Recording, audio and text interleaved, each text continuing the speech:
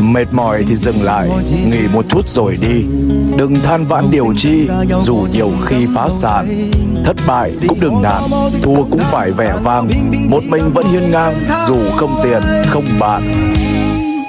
其實每次見你我也像迷，無奈你我各有角色範圍，就算在寂寞夢內超出。